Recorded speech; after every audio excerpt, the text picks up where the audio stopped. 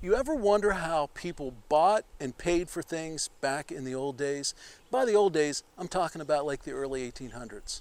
Come with me inside the historic Harris Bone Store in Mount Pleasant, Ohio, and I'll tell you just that.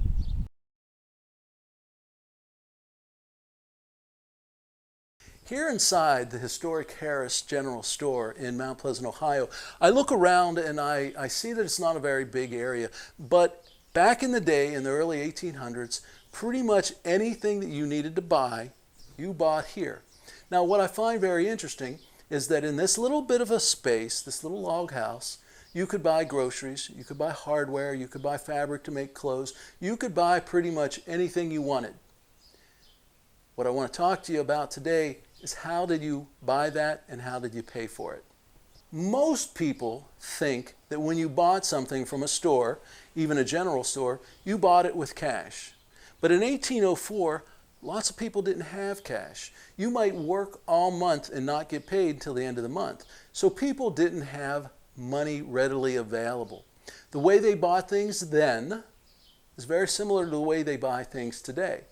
They bought things on credit. So what is credit? Credit is an agreement or a promise between you and the person you're buying something from, where you say, you sell this to me today, and on another time, another day, I will pay you. You are promising to pay for it. So you're entering into an agreement or a contract to pay for something. That's what credit is. Now today, you want to buy something on credit, you use a credit card or a debit card.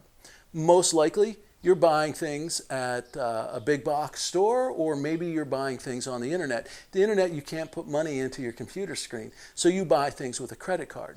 Mr. Harris, here in the Harris General Store, didn't have credit cards. There were no credit card swipers. There was no electricity. We didn't have any of that. Remember, it's 1804. What Mr. Harris had inside this very box was a ledger, and that ledger is how he kept track of credit. He kept track of the agreement he had with people in the community who said, I will buy from you, you will keep track of it in your ledger, and then I will come in and pay for it.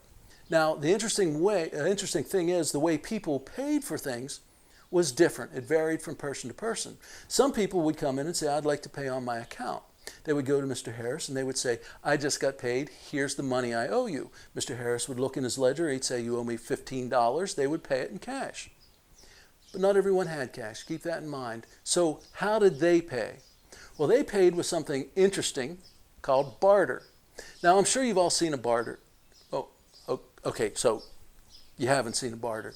A barter looks, well, barter isn't really something specific. It is a concept.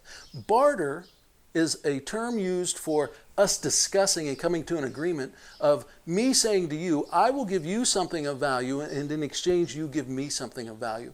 It's trading.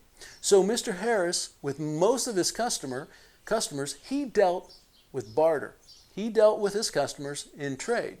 So what could that have possibly looked like? Let's say that you buy stuff from Mr. Harris all month long, and he keeps that in the ledger book. He writes down your name, what you bought, how much it's worth. He has track of all that. Then you come in at the end of the week or end of the month and you say, I'd like to pay on my bill. He tells you what you owe, $5. You don't have any money. But let's say you just raised a whole lot of tomatoes. It's late August, early September. You got extra tomatoes, more than you're ever going to be able to eat. You've canned them. You got so many. You say, Mr. Harris, I have 2 bushels of tomatoes. Mr. Harris might say, tell you what, I'll give you $1 a bushel. And then he'll tell everybody around, I got fresh tomatoes. And he might sell those for $2 a bushel because he's a businessman. So you pay off your bill with tomatoes, barter. He sells those tomatoes and makes a profit. Maybe you don't grow tomatoes. It could be onions or potatoes or corn or anything. We know from the historic ledgers that people paid off their bills in corn. We know they paid them off in tomatoes and cucumbers. We know that. But maybe you didn't have any land. So how might you still be able to pay off your bill with barter?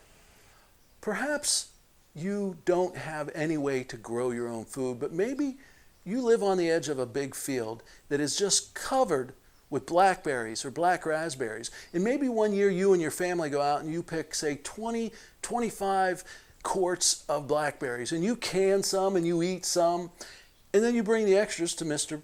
Harris and you say, Mr. Harris, I have a dozen quarts of black raspberries. Can I put it on my bill? He would say, sure, and he would assign a price and take it off of your bill, and then he would sell those blackberries. Or maybe, let's say you don't have anything of that nature, but maybe every evening you and your family sit around and you dip candles with beeswax and cord. And let's just say that you're able to make 4 candles every night. You do that 7 nights a week, no matter what. So you end up 28 candles every week. And maybe you only need 4 to light your house, so you might go to Mr. Harris and say, tell you what, I'll trade you 20 candles every week on my bill. It's possible that you could make and trade enough candles that you pay for your entire bill all the time just in candles. Now, there are a lot of other ways that people could barter. Maybe they didn't have a specific product. Maybe they could offer a service. So Mr. Harris was very attuned to making money and receiving payment however he had to.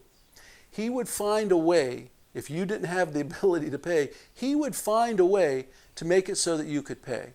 Even if you had almost nothing, Mr. Harris might say to you, I know somebody who needs weeds pulled, and you have 4 children.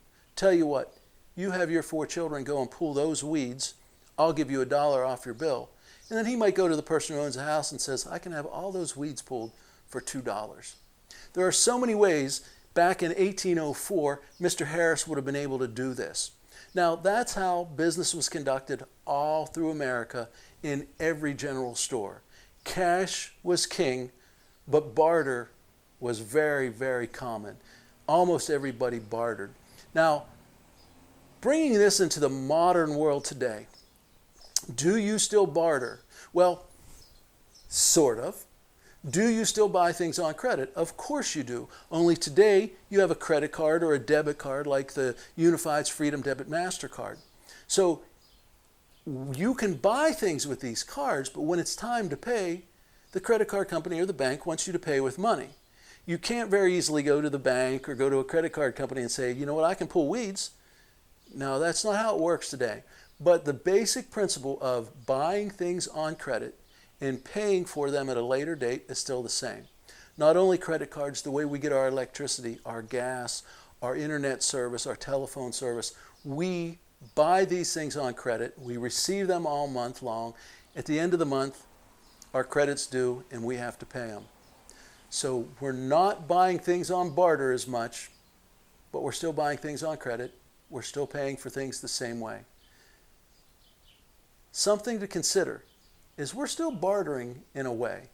We are bartering with our employers, saying, I will work for you X amount of days, X amount of weeks, and you will pay me a certain amount of money. And then we use that money to buy things. But really, things haven't changed all that much from 1804 to today.